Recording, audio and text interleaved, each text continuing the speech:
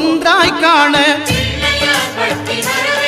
அங்கு கற்பகம் என்னும் கடவுளின் மெய்யில் 9 கோளும் ஒன்றாய் காண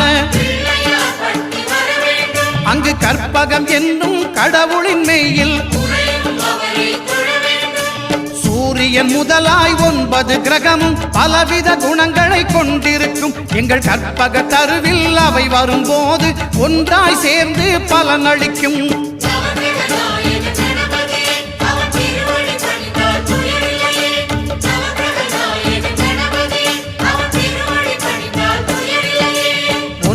கோளும் ஒன்றாய் காண